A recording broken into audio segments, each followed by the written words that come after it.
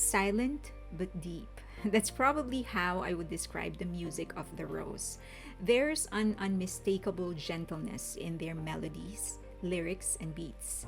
They never go a note higher than necessary, not a pitch louder than what is required, and never a word stronger than what they need to express their emotions.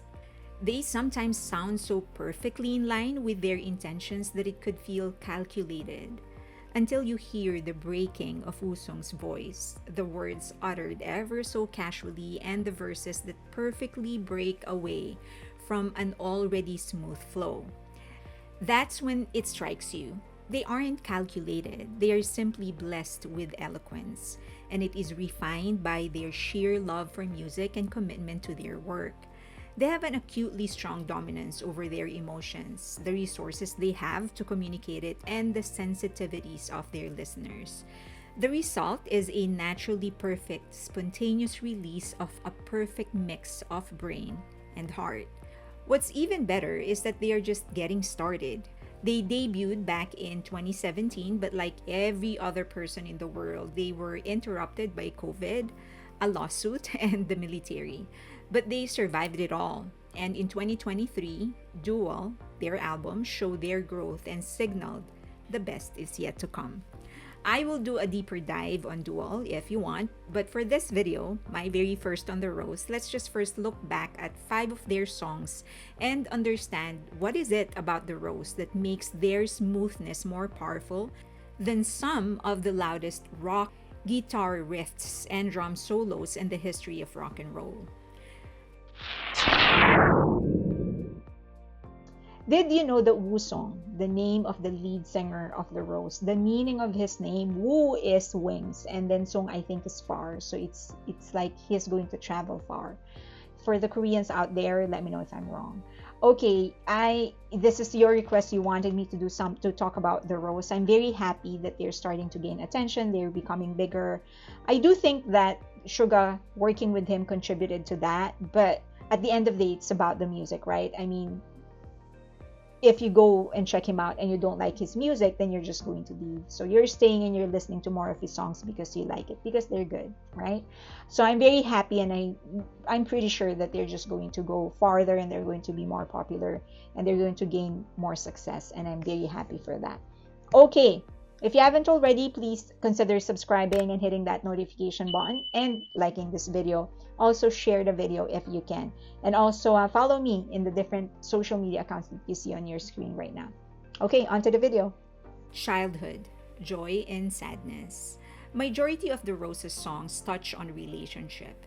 Childhood is one of the few they have in their arsenal that is more introspective, while the song is still a conversation about loss. The loss isn't a relationship, it's actually the loss of one's purity and the absolute abandon it comes with that gives you the unbelievable courage to dream and to try and to fail and to do it all over again.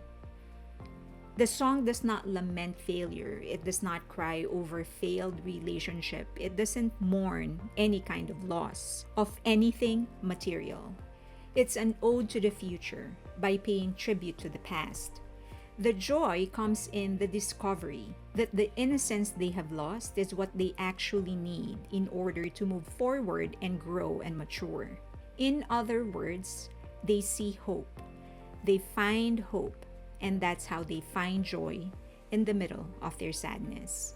What's even more impressive is how they strip themselves of the embellishments of rock and roll.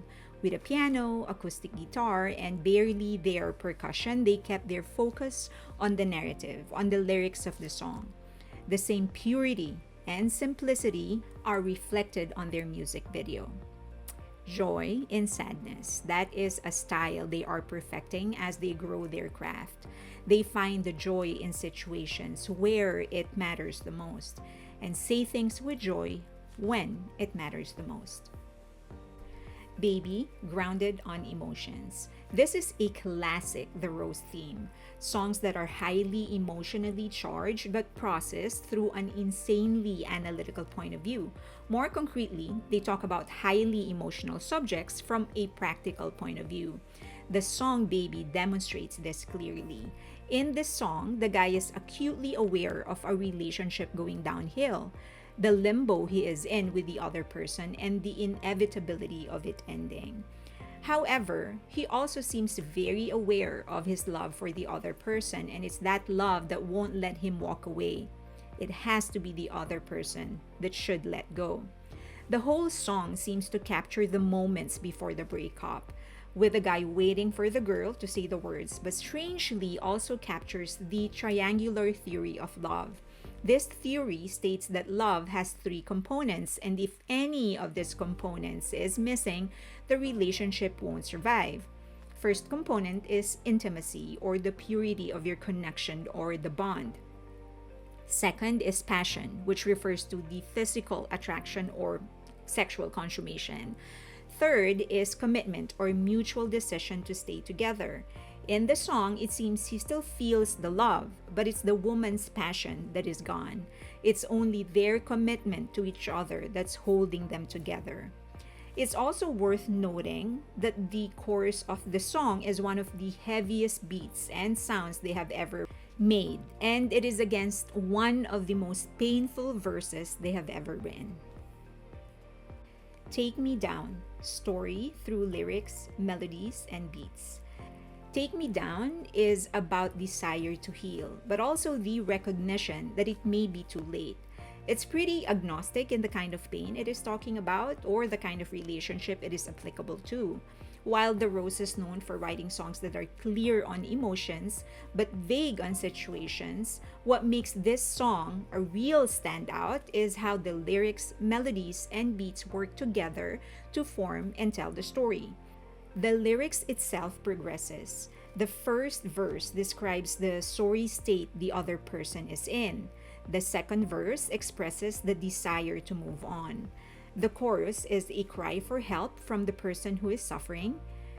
And then the next section questions whether it's too late to heal or move on. The poetry also becomes progressively more symbolic, from relatively simple lines like "your scars that are growing" to lines like "on the edge of a dark heart," even to the lost memories I want to say goodbye. The line, "your scars that are growing," puts the listener in an observer position. By the end, lines like "on the edge of a dark heart," even to the lost memories I want to say goodbye, that's more experiential. It makes the listener do an action instead of just watch something. This complication is also echoed in the melody as the tempo becomes faster and the notes go higher as the song progresses.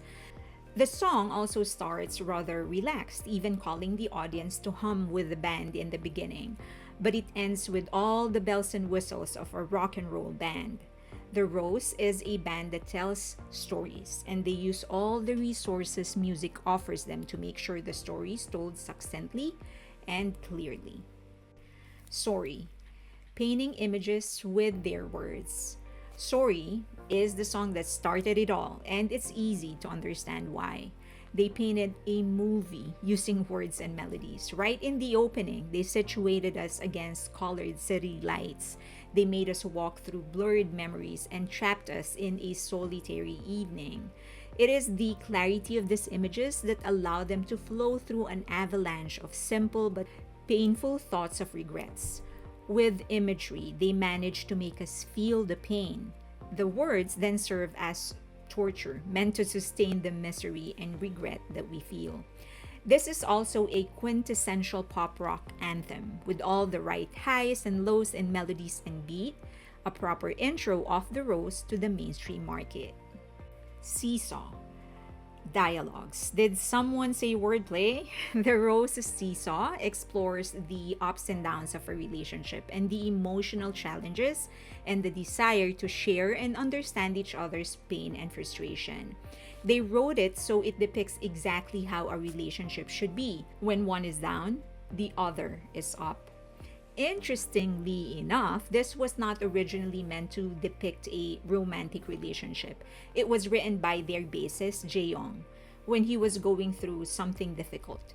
It's the band that's responding to him, thanking him for holding on and assuring him they will be there for him. The melody also feels like a seesaw, going up and down in tempo and range in each verse. Nowadays, this song is more known as the anthem of their bond and friendship. They are all done with their military service. Wusong didn't have to enlist because he is American by nationality. They also are done with the lawsuit with their former label, and I believe they own their publishing rights now. But they do have a label. But I please, let's support them. They can become the biggest pop or rock band from Korea, and they have a good command in English, so they can write in English, they can communicate in English, so they can get into the Western market. So as you can see, they have a great discography. So let's continue supporting them, and let me know if there's anything else that you want to know or you want me to discuss about them. More than happy to do so. All right, I hope you enjoy that. If you haven't already, please consider liking, subscribing, and hitting that notification button, and of course, share the video if you can. You can also get in touch with me in any of the social media links that you see on your screen right now. Please follow me on X or on Twitter. I'm uploading more content there that's different from what I'm uploading here. I will also be starting to upload on Instagram for some personal content and Patreon. And okay, thank you so much. Whatever it is that you want to say, please leave them in the comment section below. You can say whatever it is that you want to say, just be respectful. Thank you. I appreciate you.